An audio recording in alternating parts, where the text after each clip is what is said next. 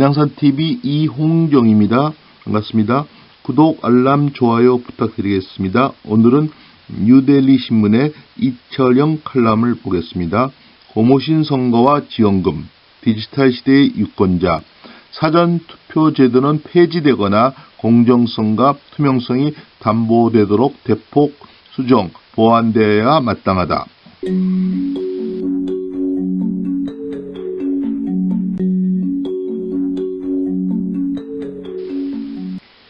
뉴데일리 칼럼에 같이 나온 사진입니다.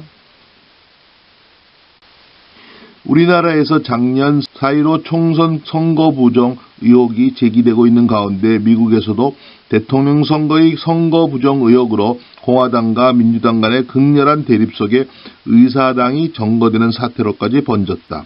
그럼에도 우리 국회는 180석에 육박하는 거대 야당의 힘을 바탕으로 국회의장이 거침없이 의사병을 두들겨대고 있고, 미국에선 대혼란 끝에 1월 20일 바이든 대통령이 취임했다. 선거 전후에 크고 작은 선거 부정 의혹이 제기되지 않은 경우는 없다. 후보자 개인에 의한 지역적 소규모 부정도 있고, 정권 쟁취나 집권 연장을 위한 조직적인 대규모 부정도 있다. 부정의 규모나 수법도 천태만상이다. 가장 고전적인 수법이 과거 1950년, 60년대의 고무신 선거나 막걸리 선거다. 고무신 선거는 금품살포 선거의 대명사이고, 막걸리 선거는 유권자들에게 식사나 술자리를 제공한 후 후보 측에서 비용을 부담하는 선거를 말한다. 제가 1960년대 초등학교 학생이었는데, 그때 보면 초운초등학교에서 이제 부정선거가 행해지고 있는 것을 많이 보았습니다. 돈봉투를 구석에서 준다든가 그런 장면을 보았습니다. 두 가지 부정이 대체로 동시에 이루어지지만 비교적 소규모의 원시적인 선거 부정이다. 부정투표를 지칭하는 은어들을 보면 과거 우리나라 부정투표의 행태를 알 수 있다. 기표된 야당표를 인지로 손상시켜 무효로 만드는 피아노표나 빈대표, 기표된 야당편에 붓대롱으로 한 번 더 찍는 쌍가락지표, 개표 중 야당표 다발 앞뒤로 여당표를 끼워 묶는 샌드위치표, 투 개표장에 불을 끄고 부정을 저지르는 올빼미표 등이 있다.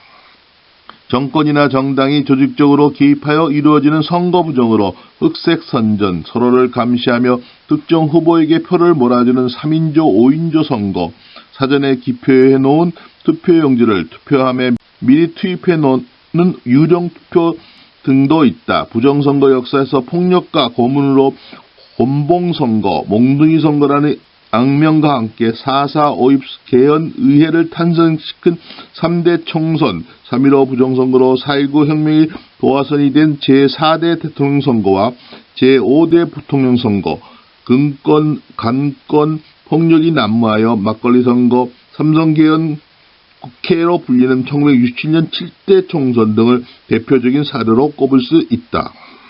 이제는 컴퓨터 기술과 무선통신의 발달로 기술적으로 투개표 과정의 시스템적인 부정이 가능하게 되었다. 현재 우리나라나 미국에서 제기되고 있는 선거 부정 의혹들의 핵심은 전산 조작 부정이다.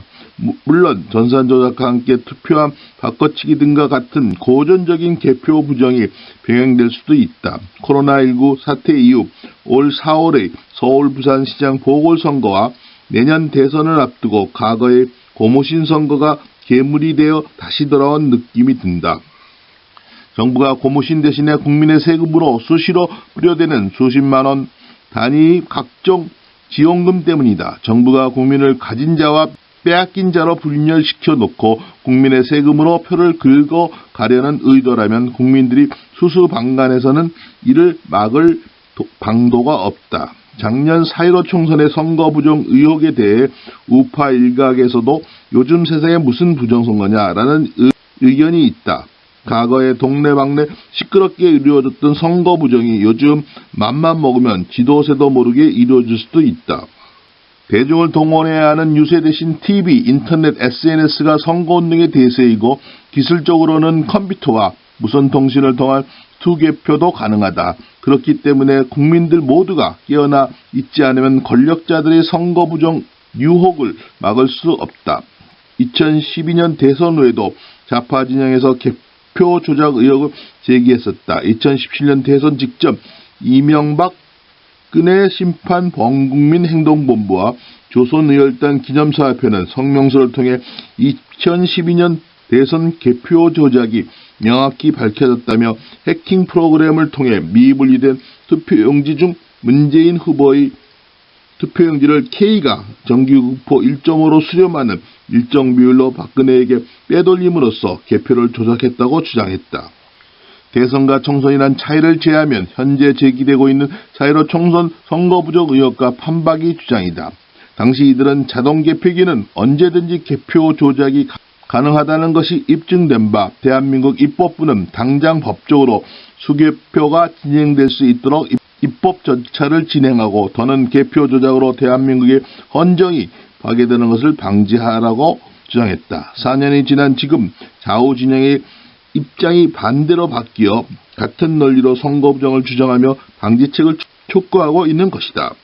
우리나라나 미국의 선거 부정 의혹의 핵심에는 사전 투표가 있다.